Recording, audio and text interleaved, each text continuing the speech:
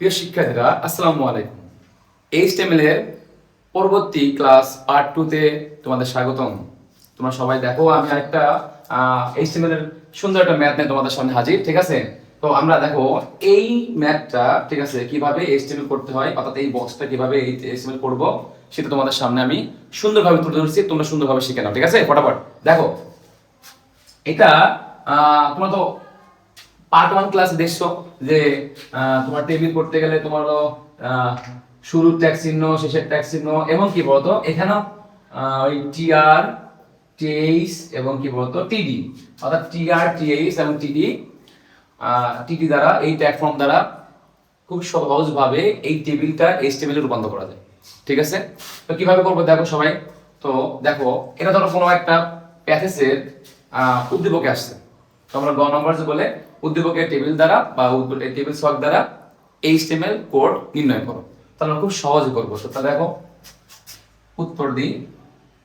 আমরা তো শুরুর বেসিক ট্যাগ ফর্ম সবাই জানি, এইচটিএমএল শুরু, হেড শুরু, তারপর কি বলতো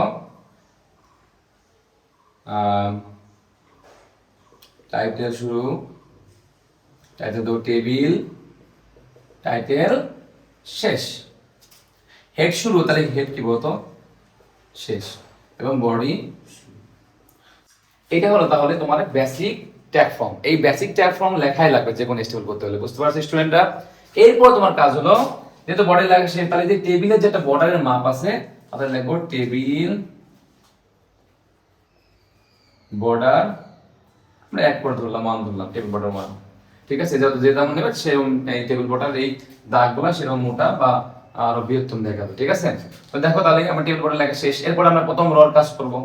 প্রথম রর কাজ করলে কি করতে বলতো, তাহলে টি আর শুরু করব। কারণ আমি তোমাদের প্রথমেই বলেছি টি আর এর কাজ এক একটা রাশির ক্ষেত্রে টি আর শুরু এবং শেষ দিয়ে শেষ করতে হয়। এবং কি বলতো তারপরে হেডিএস এর কাজ হলো হেডিং লেখার ক্ষেত্রে, আর টি হলো বাকি সব যত কিছু আছে ডিটেইলস, এই ডিটেইলস লেখার ক্ষেত্রে। বুঝতে পারছো? তো দেখো তাহলে টি আর শুরু করলাম। তাহলে প্রথম, যেহেতু প্রথম লাইনটা রোল নেম জিপি এটা হলো হেডিং আকারে আছে, তাই আমরা এটা টিএস লিখলাম। টিএস দিয়ে শুরু করে রোল শুরু লিখলাম, টিএস শেষ। আবার টিএস শুরু করে নেম লিখে টিএস শেষ। তারপর আবার টিএস শুরু করে জিপিএ লিখে টিএস শেষ। অর্থাৎ প্রথম লাইনের কাজ শেষ। তাহলে টিআর শুরু, টিআর কি বলতো শেষ দিছি। তাহলে পরবর্তী লাইন করবো। পরবর্তী লাইন দেখো 1 2 3 এগুলো সবগুলো ডিটেইলস অর্থাৎ তথ্য। তাহলে সেই ক্ষেত্রে আমরা টিআর দিয়ে শুরু করবো, কারণ যেহেতু একটা রাশির মধ্যে আছে, দ্বিতীয় রাশি। তাহলে সেক্ষেত্রে টিআর শুরু করে কিন্তু লিখবো টিডি দিয়ে, কারণ ডিটেইলস লিখবো, তাই টিডি লিখে রোল 1 টিডি শুরু শেষ, টিডি লিখে আবার শুরু করে সাকিব লিখবো টিডি শেষ। আবার টিডি শুরু করে লিখে জিপিটা লিখবো টিডি শেষ। দ্বিতীয় লাইনের কার্যক্রম শেষ। তাহলে টিআর শুরু, টিআর শেষ। একদম ইজি। দেখো যদি কেউ এইটুক বোঝে, এই সেম জিনিস আমরা পর পর পর লিখব, সেম জিনিস, একদম সেম জিনিস, তাহলে কতটা ইজি, খালি লিখতে হবে। তো প্রিয় শিক্ষার্থীবৃন্দরা, তোমরা কি বোরিং ফিল করছো? বোরিং ফিল করার কিছু নাই। যেটা দরকার লেখা সেটা লিখতেই হবে, না লিখতে কি পুরো পড়বেন নাম্বার বাবা বলো? পুরোপুরি নাম্বার তুলতে হলে একটু ধৈর্য সহকারে শিখতে হবে। ঠিক আছে, তো দেখো তাহলে আমরা যেহেতু এই লাইন শেষ, তাহলে রোল 2 রাকিব এবং যে জিপিএফআই সেটা লিখবো। তাহলে আবার টিআর শুরু করি, লিখে টিডি দিয়ে লিখবো, কারণ যেগুলো সব ডিটেলস। রোল 2 টিডি, আবার টিডি শুরু করে রাকিব টিডি শেষ। আবার টিডি দিয়ে শুরু করে জিপি এটা পাইছি, এটা লিখে টিডি শেষ। তো টিআর দিয়ে শুরু করছিলাম, টিআর কি বলতো শেষ। সেম জিনিস যেভাবে রোল 2 রাকিব লিখলাম, আমরা আবার রহিমের তো লিখবো। দেখো টিআর শুরু, টিডি লিখে টিডি শুরু লিখে রোল 3 টিডি শেষ। আবার টিডি দিয়ে শুরু করে স্টুডেন্টের নাম লিখে রহিম টিডি শেষ। আবার টিডি শুরু করে জিপিটা পাইছে সেটা লিখে দেবো।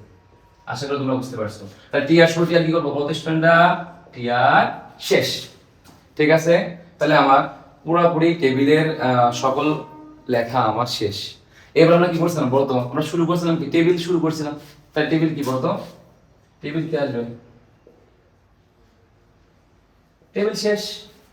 এবার শুরু করছিলাম, তারপরে গেছিলাম কি, বডি শুরু, বডি শেষ।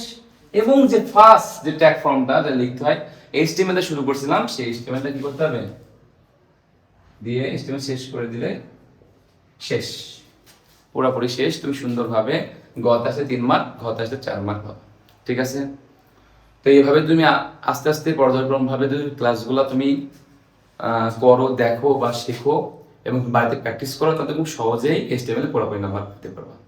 তো প্রিয় শিক্ষার্থীরা, পরবর্তী ক্লাসে দেখা হচ্ছে, সবাই ভালো থাকবা। আসসালামু আলাইকুম।